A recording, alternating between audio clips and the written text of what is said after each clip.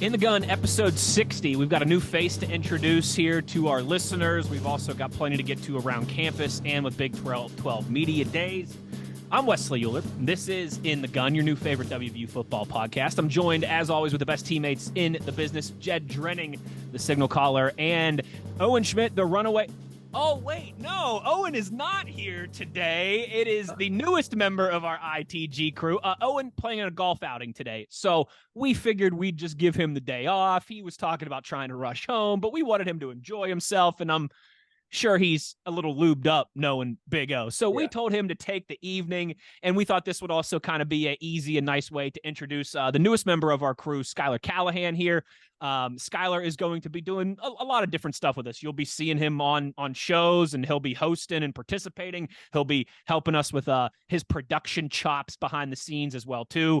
Schuyler, if you follow WVU Sports, I know you've seen his work. I know you've seen his Twitter account. He's built a heck of a following for himself. Schuyler, what's up, buddy? Welcome to the party here, and we're excited to have you on board.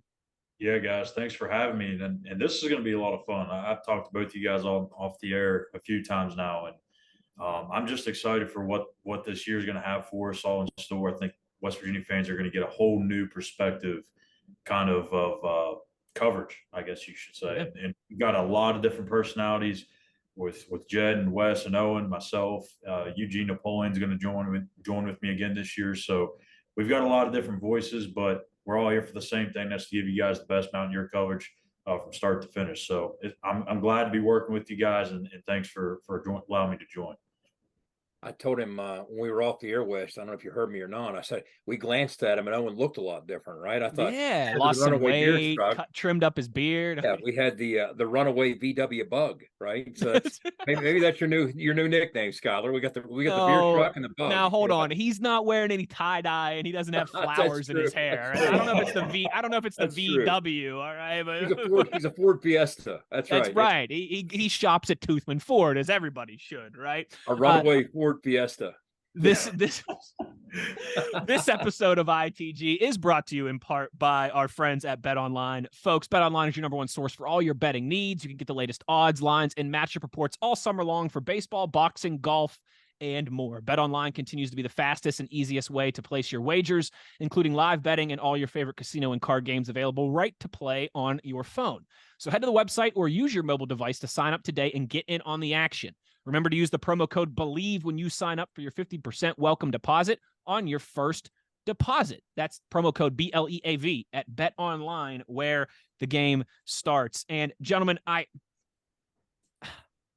think we're all a little sick of talking about this. I think it's left a foul taste in everybody's mouth for a litany of different reasons. But once again, we've got to just spend a few minutes here talking on the latest about the Bob Huggins saga ongoing with the former, at least in our minds, I think former WVU basketball coach, maybe not in Coach Huggins' mind. If you somehow missed it, Bob Huggins is now saying, and through his lawyer in a letter, that he never actually resigned from the university. We don't need to get into all the details now. They're out there if you want to go look them up. It's been a few days. At this point, most of you are probably familiar. The university responded with a very thorough kind of bullet point response as to why Bob Huggins did resign. It was a heck of a diss track, if I will say so, from the university, I feel like. So that's kind of where we are now. Schuyler, I know you're always really good with this stuff. You've got your boots on the ground, your ears on the grind.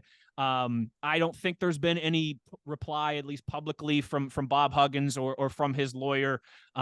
So that kind of leaves us now. I don't know if we're still in a standoff. It's kind of a wait and see, but it's just been honestly a very sad situation from where this thing started a couple months ago to where it is now.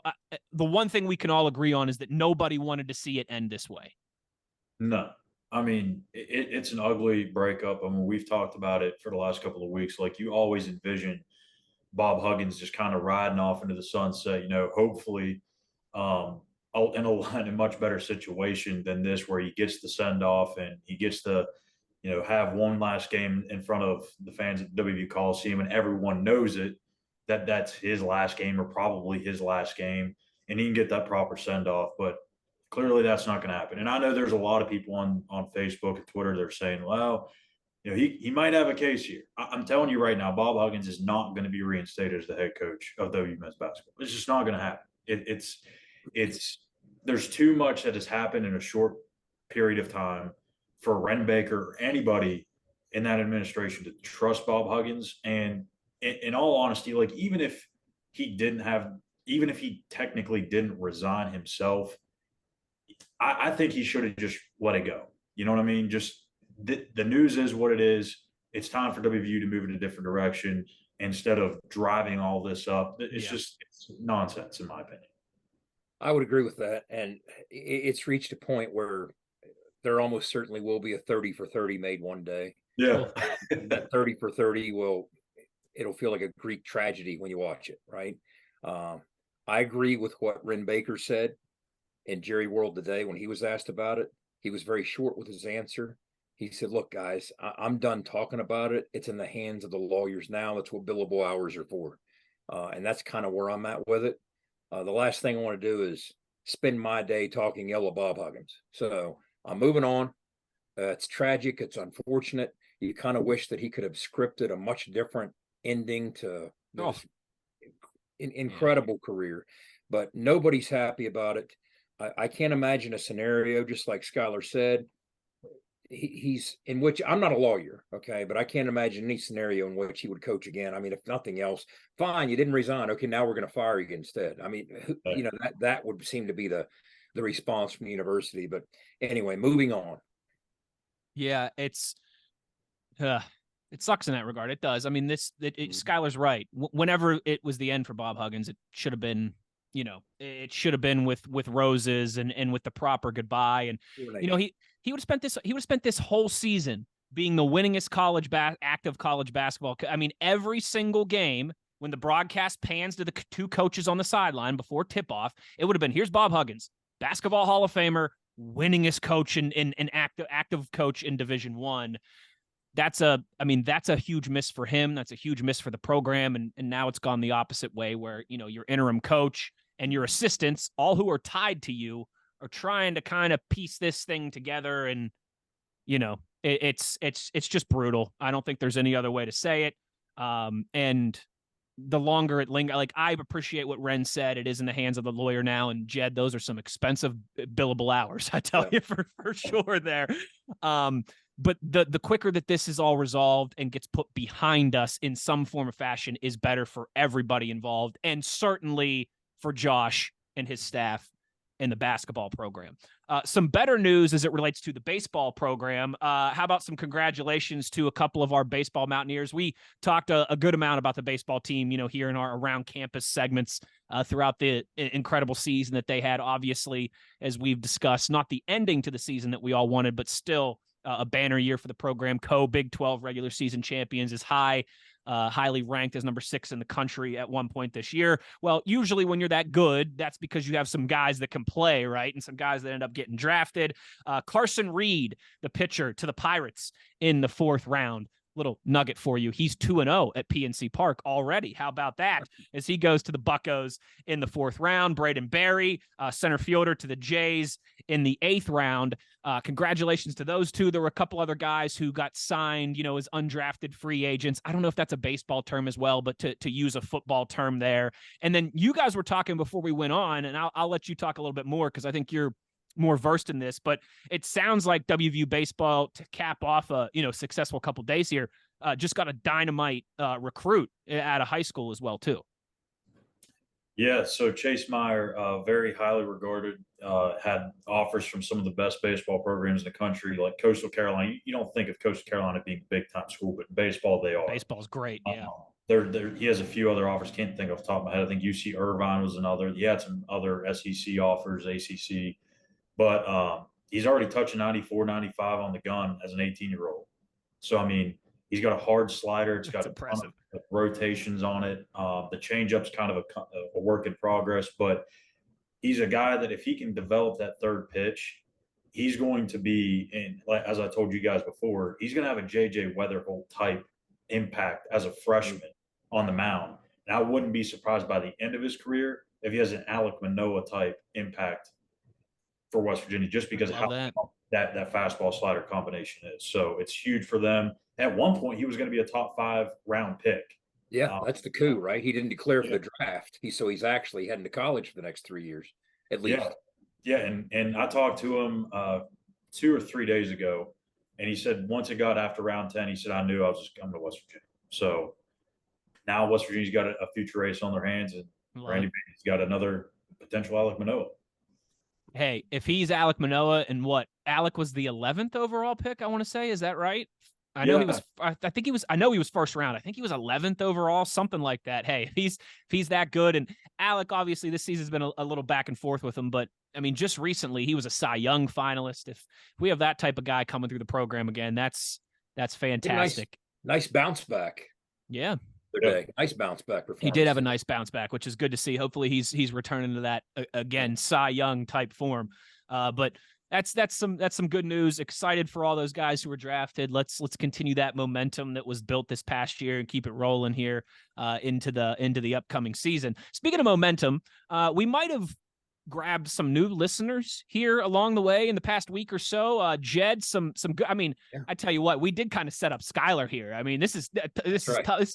It's like if I was a stand-up comedian and you're throwing me on stage after Jim Carrey. I mean, that's a tough act to follow here, right? But the Rich Rodriguez episode last week, we hope everybody enjoyed it.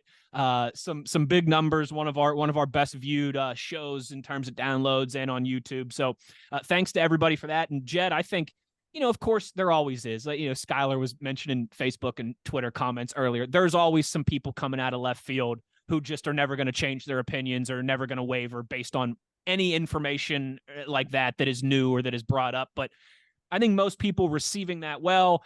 And I think it's a good time too. Maybe this applies to some of the Bob Huggins stuff that we discuss as well. It's cliched, and Ren Baker said it before, but it's true.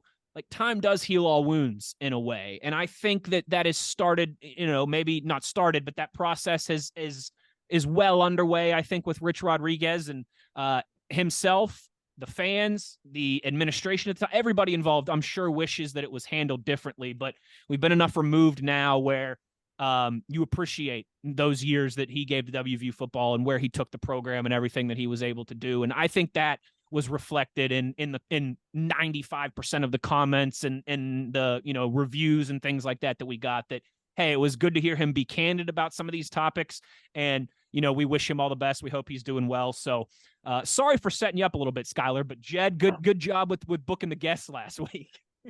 Yeah, and our only mission last week and having Rich on the show was to provide what we thought would be some pretty cool, interesting content. And I think we accomplished that. We figured it would be fun to have him on there and tell old war stories with me from one era, Owen from another era. And it was everything we thought it'd be. And as you said, the response was great. It really resonated. Just the sheer volume of comments and downloads and subscriptions, and the numbers were overwhelming. So it was a big hit in terms of the traffic that it generated. And all we were trying to do was, once again, same thing we're trying to do with every one of these episodes, is entertain you. I mean, that's what we are, right? That's what sports is. So I think we by and large accomplished that with some fun stories last week, some great content, and as you touched on, picked up a slew of new subscriptions, new subs on YouTube. So the numbers were there for sure, but it was good fun, and we're running out of time before we head to camp and real football picks back up, but we're still trying to squeeze in one or maybe two more key critical summer guests. We'll see how that goes, but that one worked out really well. Sure did. So everyone who's been rocking and rolling with us this past year that we've been doing this podcast, hope you enjoyed it. Like I said, to those that are maybe, jumping in here now after seeing that last week, in the words of John McClain, welcome to the party, pals. And we hope to be pumping out more content, and yes, maybe still some more guests here.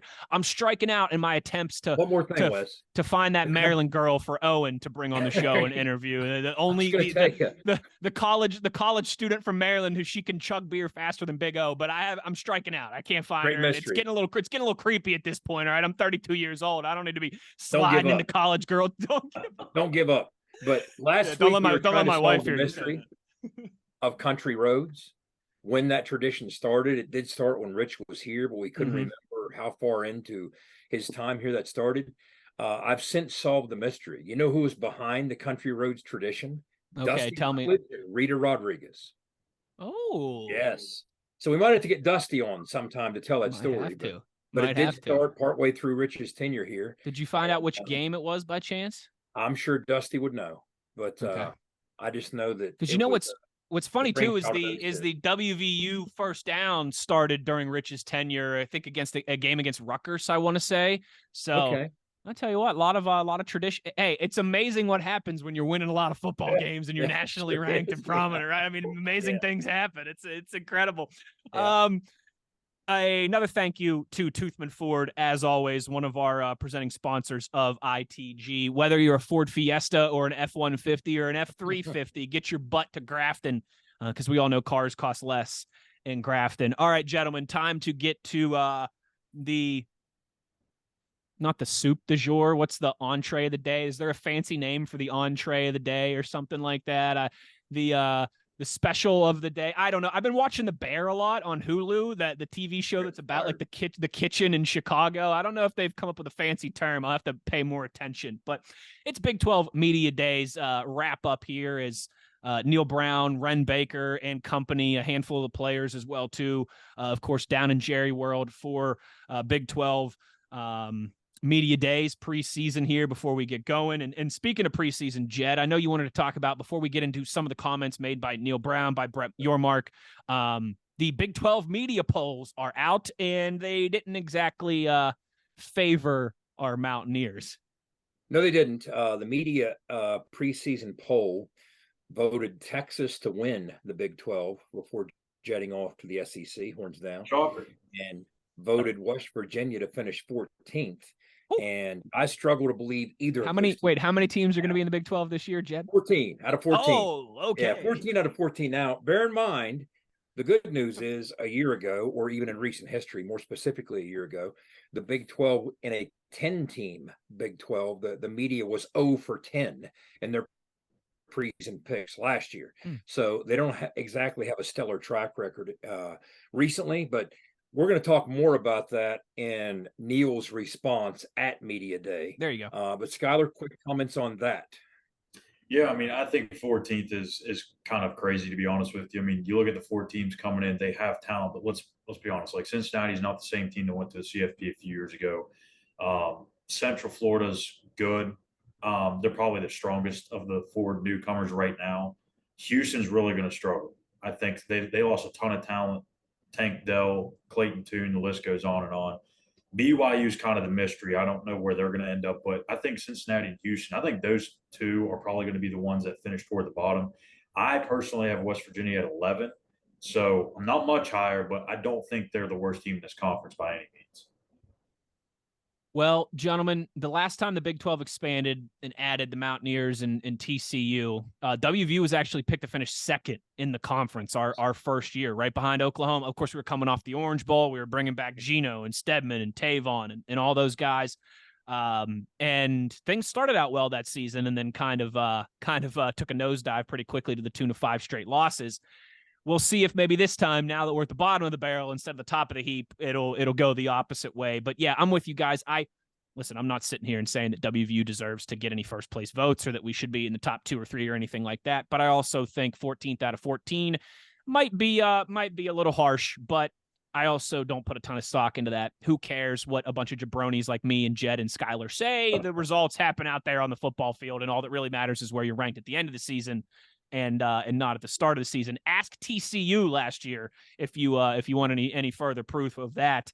All right, Jed. So Brett Yormark, Big 12 homecoming. Talk to me about this Big 12 homecoming that was discussed down there. I like the effort. I like the effort. In other words, he's trying to find a way to welcome the 4 new members. Now, you just touched on the 2012 season and what caught up to West Virginia down the stretch after the hot start. Schuyler, you just talked about some of the shortcomings that maybe the 4 new members would have. The 4 new members are going to be trying to avoid what West Virginia encountered in 2012, and that's an issue of depth. Because what catches up to you when you go from G5 to Power 5, and the Big East wasn't even G5, it was just a smaller P5. but depth is going to be an issue for those teams. Now, they've spent the last couple of years from a recruiting cycle standpoint trying to address that because they've known they were coming into the Big 12 and they've recruited with that pitch. But what Yormark's trying to do, once again, an outside the box thinker, when you look at all the things that he's accomplished over the course of his first year in office, he's trying to have these, he's calling it the Big 12 homecoming promotion. It's going to start with the 4 new schools. There's going to be a big promotion on campus for the homecoming event. It's going to start on Thursday, focused on women's sports, and then you're going to have an effort on Friday, more on the pro bono side and maybe fundraising side, and then a military flyover on Saturday. In effect, he's trying to make the game a big deal. Sure. And I like the notion of doing that. So long as moving forward, maybe you find a way to get certain, analyst personalities involved with maybe a pregame setup or something, like whatever it might be. I'm all for creating some sort of big game environment, because when you look at some of the opening comments that Brett Yormark made, one of the things that interested me, and it kind of harkened back to the old days of the Big East, he said, hey, we're not averse to, Thursday or even Friday night football, especially early in the season. It can be pretty grueling to play September football on a Saturday afternoon in the blazing heat of Texas, especially with so many members in the state of Texas. So maybe a Thursday night game, maybe a Friday night game. But when you look at what Yormark has done in the course of just his first year in office, first of all, his comments today weren't nearly as maybe groundbreaking or aggressive as what you heard a year ago.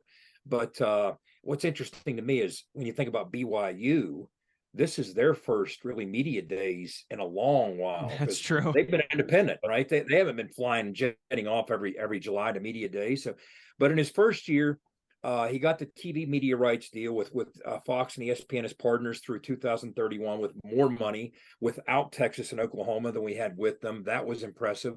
He expedited the Texas-Oklahoma departure. That seems to be happening on pretty clean terms. He's the one, it was his brainchild for the Big 12 Pro Day, aligned with the NFL. That's kind of unique. He launched Big 12 Mexico. Intriguing. Let's see where that goes. I think that's more of the type of thing you're going to sit back and wait for several years to see what plays out. And then he has this, hoops event at Historic Record Park in New York. In other words, the guy's trying. He's thinking outside the box, and he's trying to come up with unique revenue streams. So we're all sitting here parked, Schuyler, at $44 million per team. And meanwhile, the Big Ten is looking at maybe mid-70s million per team. What do you do to further close that gap? Well, maybe these are the types of things you try and explore. So an A for effort. A lot of people said it sounded more like an initial public offering than a football media day session, right?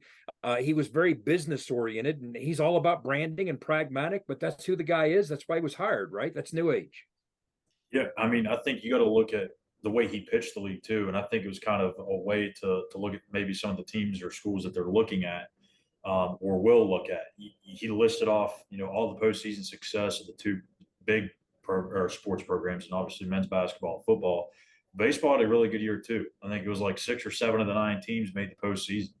So he's done a really good job, and I think you're doing a really good job when everybody that is working with you and around you likes you, but everyone else hates you. And I think that's kind of what the narrative right now is about Brett Yormark, because it seems like to me, I don't know about you guys, but it seems like the ACC, the Pac-12, even really the Big Ten or even the SEC is probably just kind of like sitting back waiting for Brett Yormark to make his next move. It's like pressure is on him rather than everyone else trying to beat him to the punch. To that point, guys, question for both of you. July 21st is Pac-12 media days in Vegas. Imagine the pressure on George Kliavkoff. They still don't have a media rights deal. Can he step to the podium in Vegas with no media rights deal, with no TV partner? I mean, and part of that is what Schuyler just talked about, the pressure that Brett Yormark has applied, right? And the ACC, I think they just announced something today with the CW, and that was, I believe, something that the Pac-12 was trying to pursue. So I have no idea what Kliavkoff is going to do. I mean, obviously you're losing USC and UCLA, but if Yormark can pry away the 2 Arizona schools, or maybe Oregon goes to the Big 12 or maybe to the Big 10, I mean, that conference is going to collapse overnight. Yeah, and that feels not a matter of if, a matter of when at this point. But that's a great point by you guys.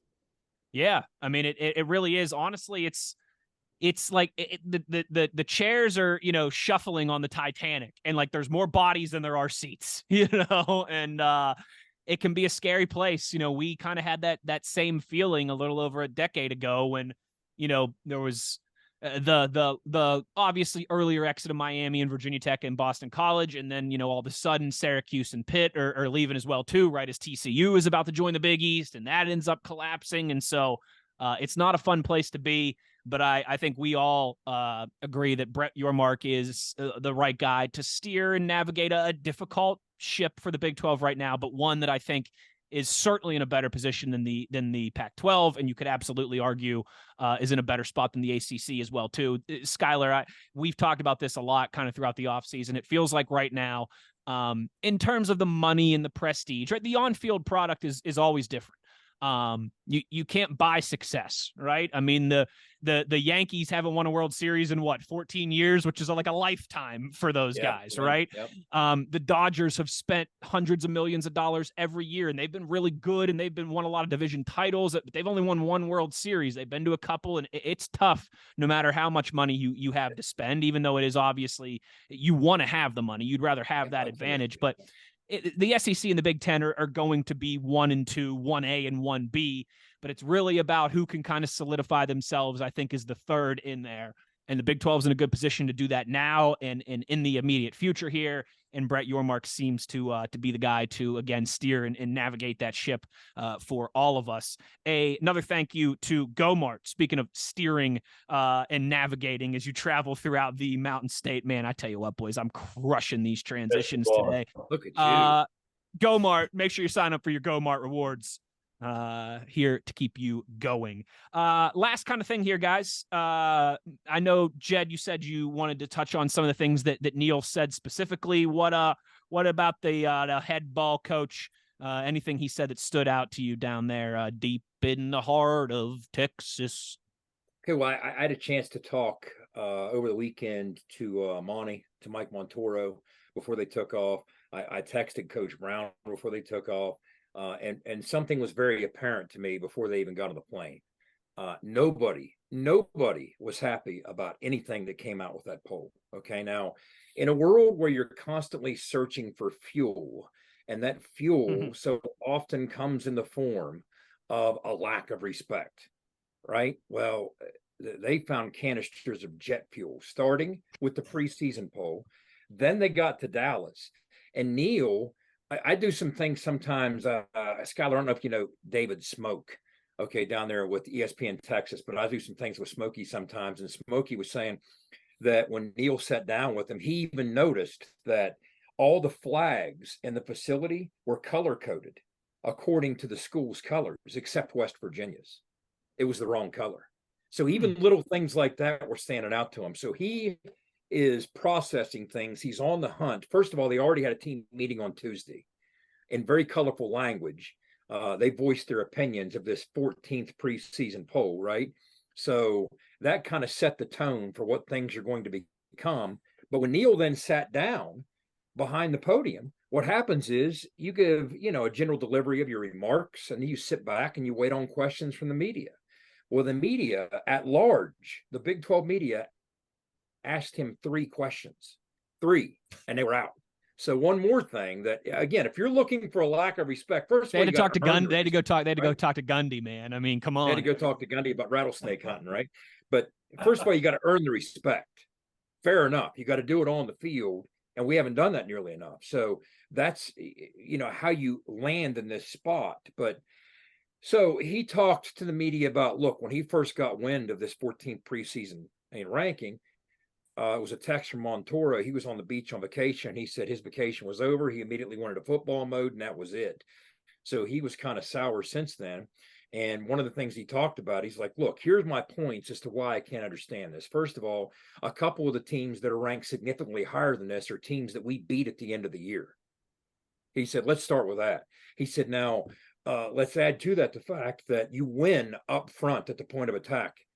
in the game of football. And we have the best offensive line we've had since I got here, with 132 starts returning, 4 former freshman All-Americans in that group, a budding superstar in C.J. Donaldson. Defensively, we have all conference caliber players at each level. Defensive end Sean Martin, we have linebacker Lee Koba, free safety Aubrey Burks. We've added talent and experience on the back end through the portal. I ran some of the numbers, guys. When you look at the 4 additions that we had, and again, these are all FBS transfers. They're not FCS, they're FBS transfers from the G5 level. When you look at Montre Miller, Beanie Bishop, Anthony Wilson, and Keyshawn Cobb, they combined for over 500 career tackles, 57 career pass breakups, and 14 career, 12, or no, that's right, 14 career years played. Okay, so that's how we tried to address that back end issue. And then he said, okay, he was asked about tempo. These are the 3 questions. Answered pretty simply: we practice fast, we can go whatever speed we want, but the style of game will dictate that. He was asked, did you discuss this with the team? Okay, this 14th ranking. And guys, let's be honest. I mean, in this day and age, what do these kids not see, right? I mean, if you're on Twitter, you're going to see everything, right? I mean, honestly, the only thing that athletes have always seen everything. You know, it was just easier for them to pretend that they. It was just easier for them to pretend that they didn't a couple decades ago. Yeah. In the last couple days, the only thing I've seen on Twitter more than the gummies being promoted by Cheech and Chong is the fact that we're 14th in the Big 12 in preseason rankings, right? I mean, that's the only thing that I've seen more than Cheech and Chong's gummy ads. Okay, so it's everywhere, so you can't avoid it. So wait, hold on. You got the? Do you have the contact information for those gummies? Can you send that my way? I can't believe you haven't seen it. What? Yeah, get on Twitter for 13. That was a free ad there, actually. So he talked to the team. He said, look, I just want to focus on getting better. We have a clear vision of what we have to improve on. Offensively, we have to be more explosive and efficient, especially on first down in the red zone, and eliminate errors. Defensively, we have to limit explosive plays and create takeaways. Now, the truth is, those things are kind of interlinked. We've talked about this before. They go hand in hand. When you give up explosive plays defensively, the offense isn't on the field long enough to be turning the football over. I used to play at Glenville with a defensive coordinator, Dean Hood. We talked about him last week, and he used to tell his guys, Gibby and the whole crew, keep them on the field. Something bad will happen. But when you let the offense bail itself out with an explosive play, you're not going to force many turnovers because they're off the field too quick. They handled their business. Okay, so that makes perfect sense. But one of the other things we have to take advantage of is, yes, we fully expect to be able to run the football, but we want to run the football and also cash in on the possibilities of big plays in the back end of the pass game set up by virtue of the fact that we're running the football. Because in other words, what we're looking to do, we've added experience, we've added size, but more importantly, we've added speed to that receiver room. So if teams are going to get aggressive and try and bottle up what we're doing in the run game, especially if you see a lot of what we call quarters coverage, cover 4, safeties tend to get active and nibble down toward the box. All you got to do is have a couple guys on the perimeter that can capitalize on single coverage against that corner with that overactive safety, sneak in behind them, boom, you got a big play. And the next thing you know, you're forcing them to react and get back out of the box and make your run game a little easier. Now, here's some interesting numbers, again, to support some of what Neil was saying. The number everybody's going to be talking about is our record when we run for 100 yards under Neil. We're 18-4. That's in the media guide. Everybody and their brother is going to be talking about that number all the live long day. But let's take that a little bit further. When we run for 150 yards, we're 16-3. Might sound great, but last year we were only 5-3 when we run for 150 yards. You want to talk about the sweet spot. Here's the sweet spot. When we run for 175 yards under Neil Brown, we're 14-1. Okay. Now here's where this gets interesting. The quarterback room has a much different skill set this year than at any point in quite a long time, probably since Schuyler Howard. Okay. Callihan. So it's been a long right. Yeah, that's right. The other Schuyler. So it's been a long time. We're also 8-0. We run for 200 yards. But when you look at the Big 12 over the course of the last couple years, here are the teams that have run for 175 yards a game. That sweet spot in which West Virginia is 14-1 under Neil Brown. Only game we lost. Last year we ran for 150 at Pitt. Don't. So hey, should we not have won that game? You had to do it. We should be 15-0. All right, see you. Okay. So there we go. So Oklahoma last year, they averaged over 175. Their quarterbacks ran for 300. I'm going to give you the number of their quarterbacks on each one of these teams ran for. So 9 out of 11 times, 11 teams in the last 2 years have run for 175 yards per game in the Big 12. 9 times those quarterbacks, the quarterback room, accounted for 300 yards rushing or more. Do you think that Garrett Green and Nico Marchiol can account for 300 yards rushing or more to pitch in and get that magical number of 175, in which we're 14-1? So that's kind of that's the standard that we're striving for. That's what you're hoping to capture. That's what you're looking to do. And that's exactly what you want to try and do. And then he was asked about, okay, in the last couple of years, you've seen success in the Big 12 by Baylor, and you've seen success by Kansas State. And one of the keys to their success was their length and athleticism with athletic NFL draft picks on the back end. He said, he was asked, is that what's necessary to win in the Big 12 today? That's when he talked about the added experience that we've acquired through the portal this offseason. And he said, now, does it have to be NFL draft picks? I don't know. But do you have to play at a high end on the back end defensively to succeed and challenge for a championship in this league? Absolutely. So that's what we're trying to do with a combination of what we have returning, Aubrey Burks. We have a couple young corners who we do expect to take a step, in Lamp and Jacoby Spells. So the guys that are returning, Marcus Floyd, you want them to take a big step as to where they were this time last November when we left the field in Stillwater. But you also have some new, very battle-tested faces.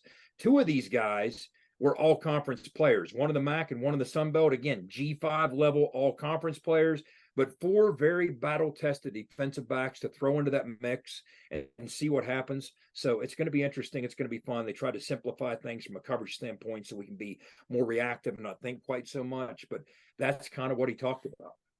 I love too with the secondary how you get that experience and it changes everything with what you can do up front, in the front seven. Because if you have guys that know what they're doing in the back end, you can get more creative. You can send more disguised blitzes. You can send the house more often, probably than Jordan Leslie was able to last year, just because he didn't know what those guys in the back end were going to do. You had no idea if the safeties were on the same page as the corners and vice versa. So I think that is going to play down to the front seven. Yeah, you don't have a Dante Stills or Jordan Jefferson or Taj Alston anymore, but you still have quality players there backed up by even better players.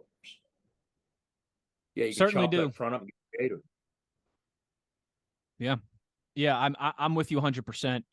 When you can leave those guys on the back end on an island a little bit more, it allows you to do much more up front. And you got to win at the point of attack on both sides of the football. I think we're all confident that the offense can do that. The defense, there's the talent there, but I'm still a little more reserved to wait and see. It hasn't necessarily. This defense in the Neil Brown era has had some very good units, and they've had some very legitimate strengths. I don't know if the defensive line has been one of those yet to this point. I'm not saying that they've always been a disaster either.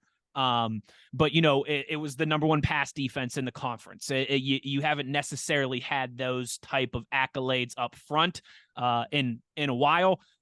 Getting closer to that this season would be huge, without a doubt. But I did just want to return, Jed, because you covered a lot there, Jed, that they talked about and that Neil talked about and all that stuff. Mm-hmm.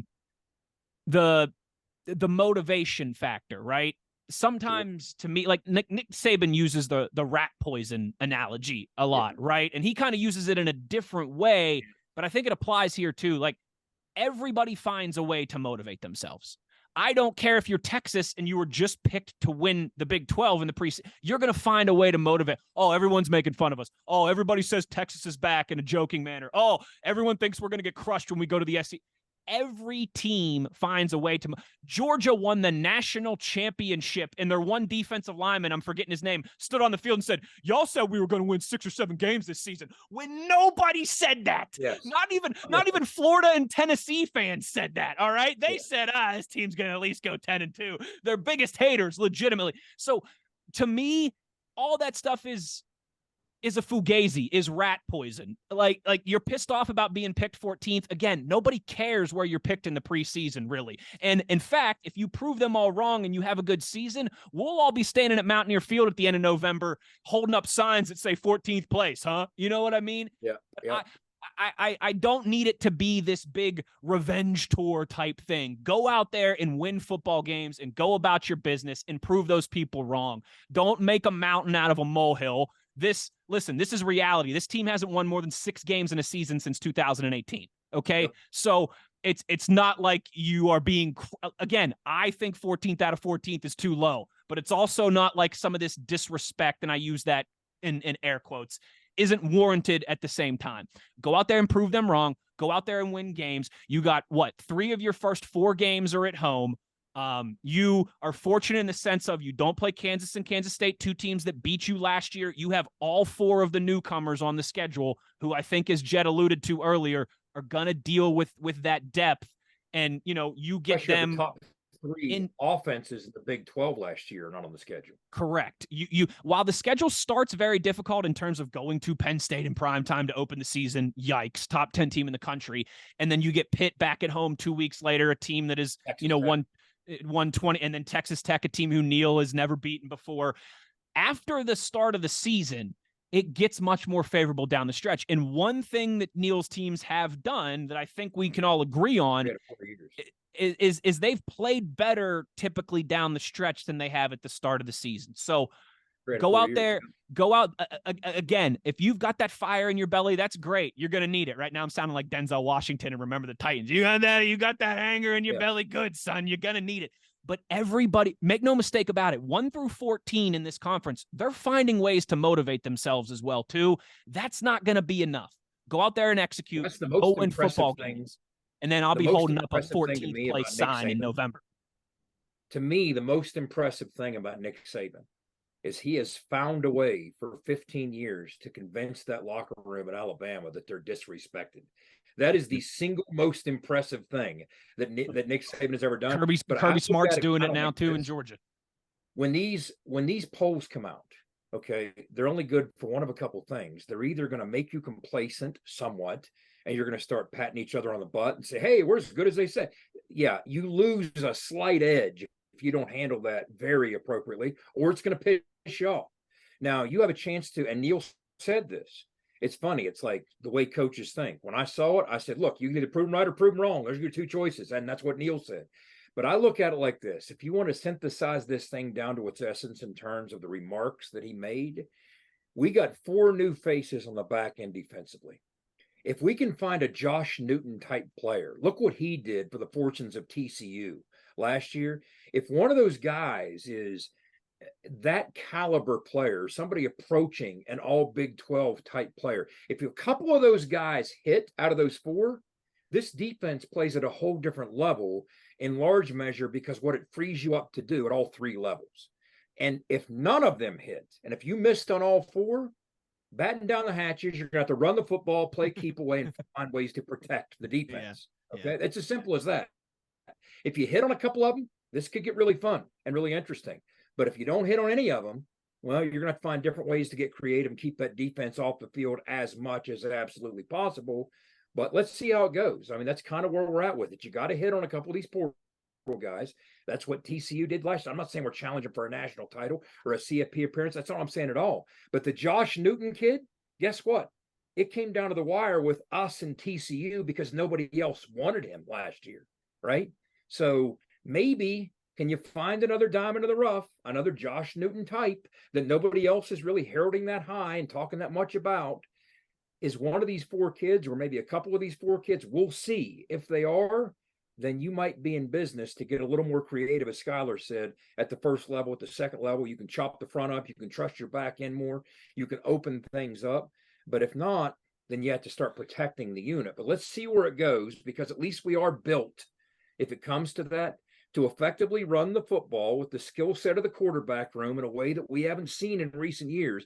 Not only are you going to add those raw yards from the quarterbacks when they tuck it and go, but the accountability of accounting for that defender and the blocking scheme and that threat, that's going to open up things that we haven't seen to open up for CJ and on down the line for the rest of that running back room. So it could get fun. Let's see.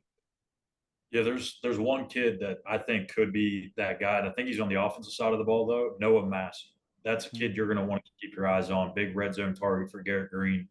And Jed talked about it earlier. If you have some of those big body receivers that get on the explosive plays, like a Devin Carter on the outside, or maybe Noah Massey, Cole Taylor, those are very different type bodies that they just, quite frankly, haven't had at the receiver or tight end position. So that's going to be huge for whoever wins this quarterback job. We assume it's going to be Garrett Green. but there's still a battle to be had. But I think too, I would probably be more concerned with how this team would handle the preseason pressure if Garrett Green wasn't still here and you had Nico Marchio and Sean Boyle battling it out too. They had hardly any experience at all.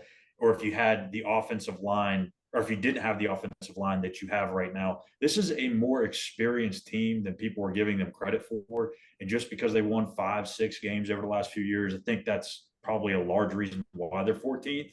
But I think you are a Garrett Green away from being a bowl team, maybe more, of him being a good decision-making quarterback. Not one that we saw last year with JT Daniels, because let's be honest with him, not very much mobility, right? So he doesn't do much. And if he's struggling in the passing game, it's one-dimensional offense. So I think this offense and this team, they're going to be better suited to go into this season, number one. And number two, a lot of these kids that are coming back, they've been hearing this stuff really since early November last year. They didn't even know if Neil was going to be the coach next year. They were probably thinking, oh my gosh, am I going to the portal? What's going to happen to me? What if new coaching staff comes in? Like, there was so much. Everyone forgets about that weird last game it's true. State, where it felt like that was Neil's last game. Yep. And everything changed. So they've been hearing about it from nothing. I think both quarterbacks are going to contribute. My concern offensively is this, guys. We need to find an answer, and this is why we got to avoid these situations so much, and Neil talked about this. What do we do on 3rd and 8? And I'll explain why. I do think in the red zone, we're going to be far more productive from a touchdown standpoint, because when the field shrinks, that dynamic at the quarterback position does matter. It really does. But when it's 3rd and 8, now defensively, they're going to be in position to do things like bracket Devin Carter. Yeah. On 2nd and 8, they can't do that. On 2nd and 6, they can't do that. On 1st and 10, they can't do that because we're going to run the football right down their throat. On 3rd and 8, do we have a second option? So that's one of the reasons when they did this study in terms of the turnovers that hurt us offensively, a lion's share of those turnovers came in adverse 3rd and long situations. So we got to win on early downs, stay ahead of the chains, put ourselves in manageable positions, and avoid those 3rd and longs, not just for the reason that I just said, but to also stay out of harm's way in terms of the turnovers, because we want to shorthand the defense with its chances to get creative on the back end in terms of coverages and what they can do to take away what weapons we might have. And if it's 1st and 10 and you're focused on playing downhill to stop the run, you can't get that creative to take away a Cole Taylor or take away a Devin Carter. Can we find one weapon on those key 3rd and 8s to complement those guys? We'll see. Because right now, I have faith in Cole Taylor. I have faith in Devin Carter. Cortez Braham played well. Will he continue to do that in camp, what he did in the spring? But that's kind of where I'm at. 3rd and long. Stay out of it. But when you do find yourself in it, guys, what are we going to do then? That's my question. Yeah, and I think, too, if you do get more of those 3rd and 3, 3rd and 4 situations, that you have a whole different kind of arsenal of plays you can go to this year, because you can go to the read option game. Garrett Green can pull it and go himself. So, yeah, I think 1st and 2nd down are going to be – they're always critical. I mean, that's just football. But this year more than ever for West Virginia, it's going to be extremely critical how successful this offense is going to be. Well, I've got no worries about Cole Taylor because he's being coached up by our guy, Blaine Stewart. Right. So he's about to go out there and put an All-American campaign together. I saw Blaine flex. Did you guys see Blaine flexing on Twitter with the NFL Network Ben Roethlisberger tweet? Did you guys see this? I didn't see it. No, NFL Network put out like a little clip, like a Ben, like on this day a year ago, Ben Roethlisberger retired, like something like that. And there was like a 60-second clip with it. And it was the first probably 10 seconds of that clip where, so Blaine was actually the one that would always warm up Ben in the hallway. So before Ben would go out to like the team warm up, he would do like this light, like throwing exercises with Blaine in the tunnel before he'd go out and really start throwing. And Blaine quote tweeted the video and was like, it was the honor of my career to warm up number 7 for his last season of his Hall of Fame career. I was like, yeah, Blaine, you get it out there, baby. You put that out there for the recruits. Yeah, cousin, let's do it. Yeah, I like it. Listen, a lot to be excited about and a lot to be encouraged about. but let's go win some games, right? That's all that when we're sitting here in the end of November and in December, that's what's going to matter. And hopefully we'll all be laughing. We'll say, hey, you remember that time, Schuyler, it was your first episode and we were talking about WVU getting picked 14th, and we'll all go get 14th tattoos on our arm or something like that to really rub the Big 12 media's face in it. But yeah. And be ready for a jam-packed month of September. I don't remember if it was West or Jet I told. Almost the half of the season is played in the first month of the season. It's crazy. Remember, 5 games in September. It's crazy. So a lot of football early on. Yeah, absolutely. Absolutely. Got to be ready to go. I mean, obviously you better be ready to go up in Happy Valley in a nighttime game, and they're striped the stadium helmet stripe. They do like one stripe down the middle of the stadium. It's going to be bonkers. All right. I've been to Happy Valley twice in my life for Penn State, Ohio State games, and it is bonkers. It is one of the craziest atmospheres you've ever been in. You better be ready to go then, and rolling throughout the month of September, where Penn State, Pitt, Texas Tech. I'm telling you, Texas Tech TCU. is the darling of the offseason. Texas Tech is getting so much love. They are. They are. I ain't gonna talk trash on them though, because we haven't beat them in 5 years. Oh, I'm not gonna say a word. I'm saying that is a supremely challenging book. If we won 4 in a row against them, that game is going to be tough because of who they return and who they are. Yeah. That's an up and coming program right now. Well, but folks, Texas is one of the Big 12. Texas is not one of the Big 12. No, I will say this, and this might a lot of people might disagree with me, but if it's going to be one of the 2 departing schools who wins the Big 12 this year, I would rather have it be Texas. I'm just so sick of Oklahoma. I'm so sick of them acting like Lincoln Riley was a bad coach just for them to go 6-6 with Jesus Christ Brent Venables last year. I'm so sick of those spoiled Sooners fans. Yes, I'd rather have Texas win it than Oklahoma this year. Chip Brown. I don't care. You know Chip Brown at 247, right? Yeah. Okay. He's the Texas guy, right? He's like orange blood, right? Burn Orange Nation or whatever. Well, I heard him on satellite radio the other day. And he always brings good value and good stuff and good content. I mean, he knows Texas through and through. He made a statement that I was like, look, if you wanted to synthesize down into one little statement why Texas is going to get kicked in the mouth in the SEC. Oh, they're going to clip this. They're going to clip this and put it in the locker room for motivation. You don't need to clip it. No, it's not even a clip thing, Wes. It just says so much about Texas. Okay. All the resources, all the adjacent talent you could ever ask for, they should be in contention to win a championship every year. They should stumble into it. And yet they find ways not to. If they sign a 5-star, it's not the right 5-star from the right school. So the boosters are mad at it. It's crazy. It's so insane that operation is dysfunctional. It's crazy based on all the resources they have, all the talent in the state of Texas. Yeah. Chip Brown said something the other day, just in passing. They didn't even stop and consider or discuss this, but he said he was being asked by Rick Neuheisel and Chris Childers about, hey, what's going on in Austin? And, I hear there's a lot of excitement and it's up and coming again with Sark and this and that. And his response was, he's like, guys, despite the fact that we have an MLS team in Austin, the Longhorns are still the biggest show in town. I'm like, did he just say that? Do you not hear what you just said? And you're going to the SEC with that statement? Can you imagine in Tuscaloosa? Matthew McConaughey owns that MLS team. Alabama. Are you serious? Did he just say that? I'm not knocking the MLS. I'm just saying, how can you be serious in Austin? Thinking, Messi is in the MLS now. All right, Jed, show some respect. Messi's in the MLS now. All right? He's going to the SEC saying that. I'm like, good luck in the SEC saying, despite the MLS, we're still the biggest show in town. Are you kidding me? I know Notre Dame deserves. Yeah, I know Notre Dame deserves a shout, but nobody does less with more than the Texas Longhorns. But you know what? All it takes is 1 year for that script to flip, right? So let's hope 14th finishes up near the top and number 1 finishes down near the bottom, and then we'll all be very happy. Talent. And we They've got everything they should. They're down on the way out to the door. Do it, but I think they'll find a way to be Texas and not do it. Every year they should do it, and every year they find a way to not do it. And you know what? The last person who understood these shortcomings in this culture and what you were up against was Mac Brown. They ran him out of town. Mac Brown, and they ran him out of town. Again, where else in America can you find a situation where you sign a 5-star and boosters come back? Well, he's not from Lake Travis. What are you signing him? Are you kidding me?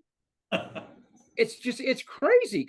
I mean, these are the stories that came out. I think it was the Charlie Strong era. I mean, a lot of this started coming out, and it's just for all they have, it's so difficult to manage from the head coach's position. I mean, when's the last time a head coach went 4-0 in bowl games and got fired? You just saw that happen 2 years ago in Texas. It's this crazy, surreal. Jed, I will say, you're absolutely right. Everything you're saying is absolutely right. But from some pretty credible people, it sounded like there were a lot of WVU people putting their nose in this head coach basketball search as well, too. And we all remember what happened when Rich Rodriguez happened and leading up to the Fiesta Bowl and then what happened in the – so it's not just Texas who has boosters that are always finding their way to stick some nose in something. But you are absolutely correct. It's unprecedented in Texas. They take it to 1,000-degree new level certainly that nobody else understands. I think Notre Dame's pretty close, but Texas is in their own category. I mean, Texas takes it to an NBA level, like where Mike Budenholzer wins an NBA Finals in 2 years, like it's out of a job. He's out of a job. He's out of a job. Like it's incredibly stupid. But I mean, if there's one team in this conference right now that I think not only is going to make a lot of noise this year, they're my preseason favorite to win it all in terms of the Big 12, and to continue to be maybe the one or two favorites of this league moving forward, it's Kansas State. Yeah. I love Chris Kleiman.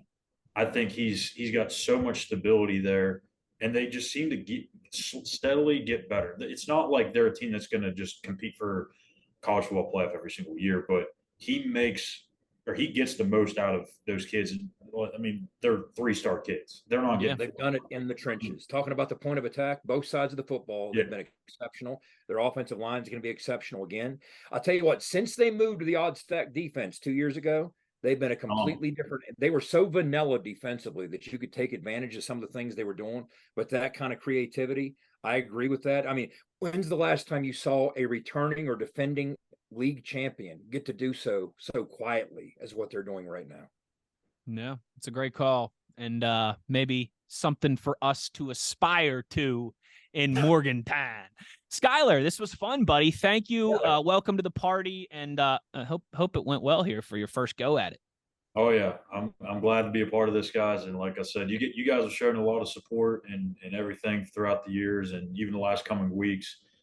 So just thanks for having me on. I'm excited. This is going to be a lot of fun.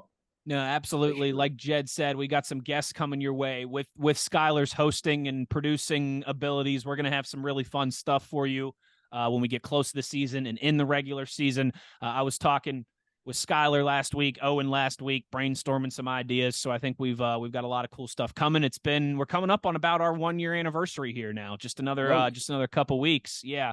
And the first year was a lot of fun, a lot of success. But I think that's right. I think year number 2 is give me a head coach who won a national championship in his second year. There's got to be one. I'm just drawing a blank. Larry Coker did in his first.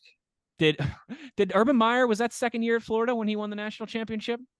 That seems that seems right. Let's see, the Fiesta Bowl at Utah, and then he left. Was there a gap year between that and the Chris Leak year when Tebow was a freshman? I think you're right. Pretty sure. So something like that. All right, year number 2, national championship. Let me leave that out. That's right. Do not leave that. Do not leave that out. Yeah, do not leave that out. That's right. For our golf outing buddy, the Runaway beer truck, Owen Schmitt, the new face, Schuyler Callihan, and of course, the Signal Caller Jed Drenning. I'm Wesley Uhler. Thanks for listening, everybody. As always, the one thing we ask of you is to be an ear and tell an ear about your new favorite WVU football podcast. Take care, everybody. Continue to enjoy the summer, and we'll talk to you next week. You've been In the Gun.